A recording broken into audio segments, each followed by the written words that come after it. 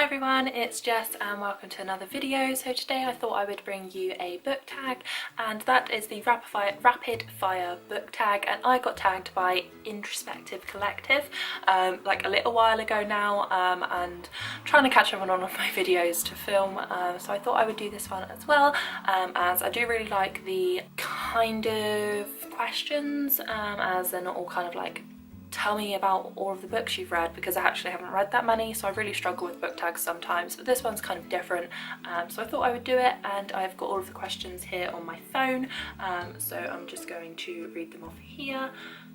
So let's see how this goes, and I'm going to try and do it rapid, but I just don't know how rapid this is going to go. So the first question is ebook or physical book, and kind of making a little bit of a change here, because I would always say physical book. I really like holding like a physical book in my hands, but I did read the whole of Akamath on my Kindle because I forgot my book, and then I bought the Kindle edition, and it was just kind of easier to read it on my Kindle from there on, just because like I could then highlight things. I think it was just so more instant that like tabbing and things kind of has got a little bit irritating with me, and I just haven't really kept up with it, just because it takes a bit of time, whereas like highlighting, and then you can then view all of your highlights and you can highlight the exact words rather than just like putting a tab in, so I really enjoyed that, and also tells you like how far along you are in the book, and like how many minutes until the end of that chapter, until the end of the book, and all of that kind of stuff. So I did actually kind of really enjoy reading on an ebook, but I really like obviously my bookcase, so I think a bit of both, but really I think it is physical book. And then the next question is paperback or hardback. Now I do actually prefer reading hardbacks, even though these are only the hardbacks I own and all the rest are paperback. That is because paperbacks are a lot more less expensive. That doesn't make any sense at all, but a lot more less expensive, who knows. But yeah, for my wallet I think, or purse, buying paperbacks is just a lot more cheap, and that means I can buy a lot more books, but I do prefer reading a hardback just because they stay a lot more protected and the spines don't crack and all of that kind of thing. I just much prefer holding a hardback, and they kind of sit open nicer. It's just a lot easier for me because I don't like my books to look battered, so yeah, it's just a lot easier reading a hardback, and I do prefer them, but I own a lot more paperbacks because it's cheaper. And then the next one is online or in-store book shopping. So I'm more of an online kind of person, I always have been. I don't really go shopping in many shops, to be honest, even for like clothes and things like that. I do sometimes, but I do prefer online, and you can have like a wish list, and you can just kind of spend hours like scrolling through. I do kind of like the vibe of going into a bookshop, but I never buy any because they're a lot more expensive, and I know you should support your own bookshop, but I do prefer it online because it is a lot more less expensive again. But yeah, it is a lot cheaper, so that is the word, cheaper. So yeah, I would definitely say online, regretfully, and I know everyone's going to hate me for that, but definitely online. So then the next question is trilogies or series. So the problem I have is when I start a series or trilogy, whatever, I always feel like I need to read them all at once, sort of in one go. I kind of, even though I could put books down and pick them back up straight away, I kind of want to read like whole series in one go.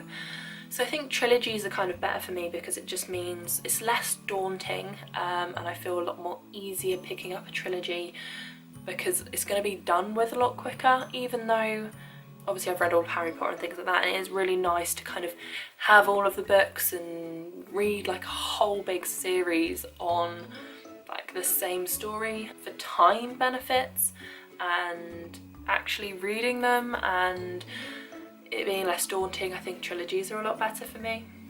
And the next one is heroes or villains. I'm definitely a heroes kind of person, I think. I don't know, just villains don't really do it for me. I don't find that like exciting. I do, but like, I don't know, I think I'm definitely more of a heroes person. And the next one is a book that you want everyone to read. should have probably thought about this. Obviously Harry Potter, because I absolutely love Harry Potter. I want everybody to read them because they're just such a legacy. And then obviously Akamath, because I've just finished that and it was an amazing book. And then a lot of times I've also spoken about Fire and Stars on my channel, because I think it's just a really lovely story and it's diverse and just beautiful the way that it's written. Recommend an underrated book.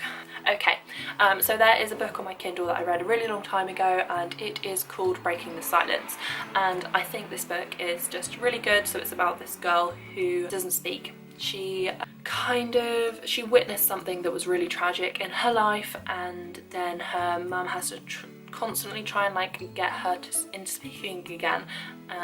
Not to try and find out what happens, but lots of other things happen in the story that unveil this whole bigger picture, and it's just so interesting and so gripping. And I haven't heard anybody talk about it, but I definitely think more people should read it because it's a really favourite read of mine, and it was a book that I read and finished before I really enjoyed reading, which says a lot about the book actually, because that didn't happen very often. But yeah, Breaking the Silence, and I'll link it down below for sure, because I can't remember who read it, but I'm definitely going to link it down below. And then the next one is the last book you finished, and the last book that I finished was The Upside of Unrequited by Becky Albertalli, and I really enjoyed that. So yeah, that was the last one I finished. The weirdest thing that you've used for a bookmark. For a really long time I didn't actually really own any. It would just be like random pieces of paper and receipts and that kind of thing. I don't know if there's anything much more random. But yeah, I just used whatever I could find really. Used books, yes or no. So I really like my books to look brand new. So like I don't like the spines to be cracked or anything like that. So more I have to go for new books. If a used book looked new, I would buy it. But I guess that's not really the point. But yeah, probably new then. And then top 3 favourite genres. So definitely fantasy, mystery and YA if you count that. If not, it'd be like, I'm not really a huge fan of sci-fi, so it'd probably be contemporary, but then they're not really my favourite genres either.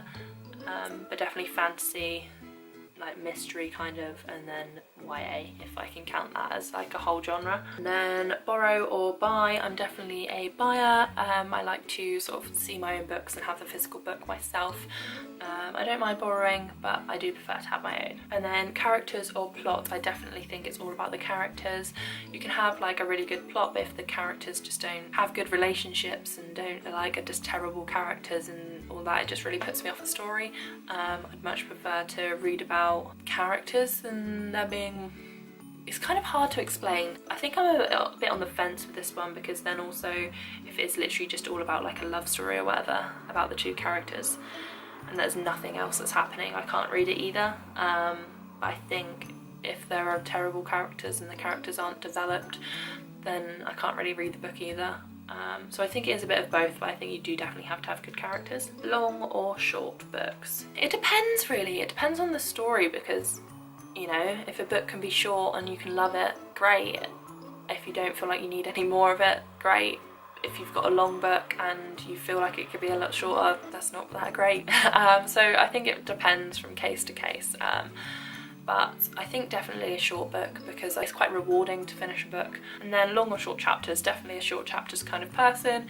I think I noticed that a lot with reading Becky Albertalli's book, so Upside of Unrequited, is some pages are just like, it's just one page is one chapter, and then it starts on like another chapter on the next page, and that's just like, you feel like you're whizzing through and it's just really quick, and like it's not dragging the chapters. It's kind of a lot is happening and all of that kind of stuff. So yeah, definitely short chapters.